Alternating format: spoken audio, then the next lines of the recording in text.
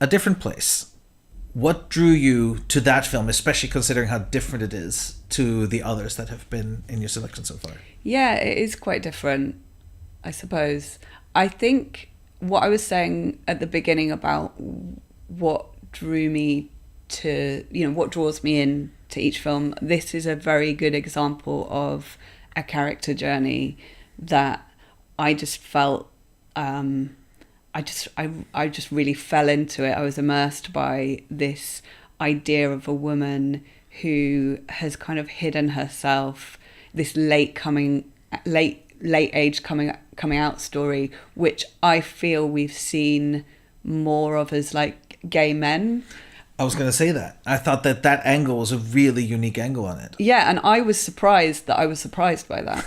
You know what I mean? I was like, have we really not covered this? And it just felt really refreshing, really interesting. I think it was really tenderly directed, and the lead performance was perfect. And I just really believed her, and I believed her whole world. I believed her awkwardness and her kind of her uncomfortable shame around herself, and then her shame that she had let it go this far and go on this long. And I think it was that really drew me into this, and the journey of the character, really. I agree. I think you're totally right in saying that these kinds of late coming outs things tend to, or at least in my experience, the films I've seen tend to be male journeys. And even though Carol is a film that deals with that, they were both closeted, right? So in this case, we have one that's out and open, and the other one is closeted. And I thought that was the big difference. That's why it felt so original, is because one person's actively challenging the other one, saying, you know what to do. Yeah. You know what I mean? You've just chosen not to do it, and because it's hard. Yeah. And I thought that was a very interesting take, a very interesting direction. I agree, because the way it looked at like generational differences with those two characters was thematically really interesting, really strong, because you start to think about how different it is now, not for everybody, and definitely not in different countries, but you really sort of felt this younger person being a bit like, come on, just just be you kind of thing. And then her own experience had been so different because times were different. Like, that again is one of those things that made the film feel bigger than just the character journey, which was already so strong, but it was kind of saying something else, something bigger about the subject. And I just really felt like with this, it was a director who really knew what they wanted to say with this film, and that came across really clearly, really sensitively, and really truthfully. And that was like right from the beginning, of the film.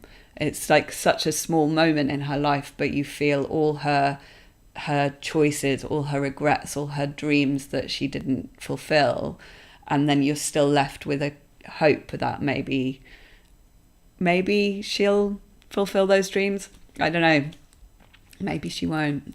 Maybe she won't. But it's the perfect bittersweetness, which I think is my favorite emotion at the end of a film. Is like if you can get both hope and sadness at the same time about a situation where it's not going to be perfect, but maybe something. It's my favorite emotion, and I think this film does that really, really well. Yeah, and I think the intimacy was handled really well on the film as well, in terms of like, these two people have never met before, so there's like an awkwardness, but you still want it to feel tender and quite beautiful, and I think that really came across. And so there was obviously some work done to develop those characters with the actors, I think, and that, I think that's what carries it and carries what you're talking about.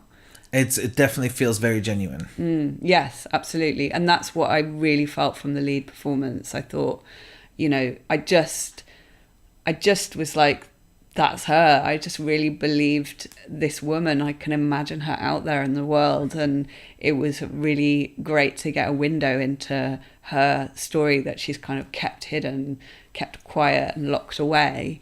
And again, that refreshing thing of seeing a woman kind of sneaking around and, you know, doing this kind of, I don't want to see anybody sneaking around, but you know what I mean? But like, I just seeing having a separate life. Yeah, having a separate life and needing to explore a part of her that she didn't think was acceptable in the world, and figuring out a way to be happy with herself and be honest with herself. And that, you know, that was really successful in the short. Yeah. I feel like it also really touches nicely on the idea of a female midlife crisis. Yeah. Which when you're talking midlife crisis movies, usually they're also male midlife crisis movies, you know. So this being a female midlife crisis story on top of an LGBTQ story, I think really added a nice level of complexity to the character. Yeah, definitely.